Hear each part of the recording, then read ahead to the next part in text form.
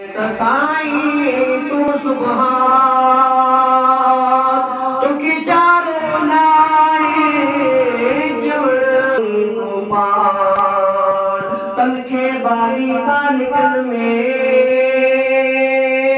ते कहीं आई हान बिलाहू का नकल थाल नलती फजा शालती बिटाई तो फरमाए तौही सुभाना उन्हें जो तारीफ है उन्हें जिलाए हर सना उन्हें जी तारीफ किया लेकिन आखिरत में वो कादिर कदीरा के बख्शे के न बख्शे इहो जेको उहोई फैसलो करवा वया मर जा तो नकल था लिंगल के फजा तमुंजो नालो के मिया इहोई अबू हुरैरा फरमाए पियो ते रब ताला दी रहमत जी वलिया के जन्नत में मोकली दो के जहन्नम में मोकली दो मुखे खबर है रब ताला मुझो नालो के में लिखवा मुझे रब ताला जे खौफ में पिरवा रब ताला मुझे न खौफ में दिसी मता को मुझे जन्नत में मोकले मता को मुझे जन्नत में मोकले चले जहन्नम का बचाए चले तो वो जो सहाबिया वो भी बने रब ताला का अल्लाह करे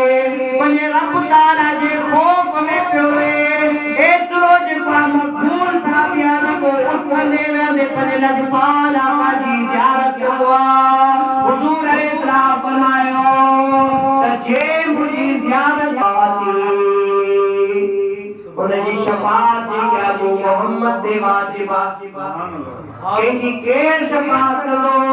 केजी भी शफाअत लो के जो नंढड़ो बार शफाअत लो के जो आलिम शफाअत लो लेकिन हुजूर अलैहिस्सलाम फरमाता मंज़ारनी कब्री वजबत लहू शफाअती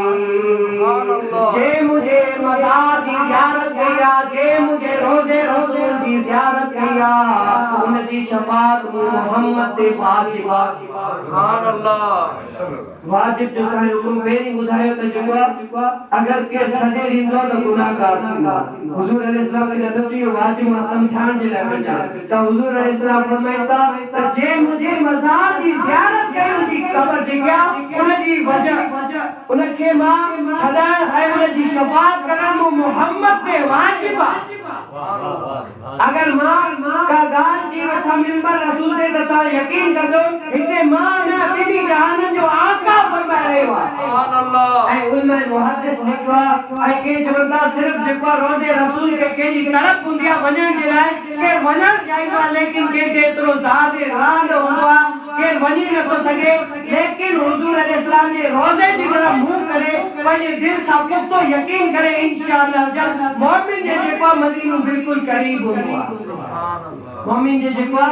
वो हुजूर अलैहिस्सलाम जेको निहायत ही करीब हूंदो आहे सुभान अल्लाह ताला ऐं पंहिंजे हुजूर अलैहिस्सलाम जी ज़ियारत करण वारे खे ॾाढो महबूब बनाईंदा ऐं मां आलिम साहब का यानी मुअत्तर आलिम साहब का पूछो त केर जेको हुजूर अलैहिस्सलाम सां न मिलियो आहे असहाबन सां न मिलियो आहे लेकिन रोज़े रसूल के वञी सिर्फ ये हथ रखी चुमी आयो त उन जे हथ वठण वारे खे भी इन शफाअत में हिस्सो मिलंदो सुभान अल्लाह इन जे हथ वठण वारे का वरी इन जो जे हथ वठो इहो तेज ताणी वञी यानी आखिर ताणी मिलंदो उन खे भी इन शफाअत में हिस्सो मिलंदो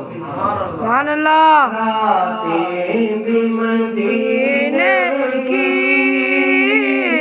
बातें भी मदीने की जीने में जीना है क्या बात है जीने की अरसा हुआ तैबा की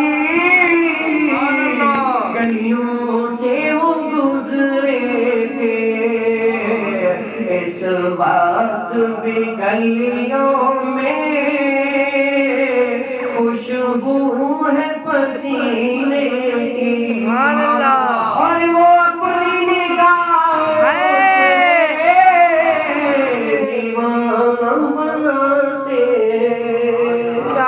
ज़हमत भी नहीं देते क्या बात सुभान अल्लाह, सुभान अल्लाह।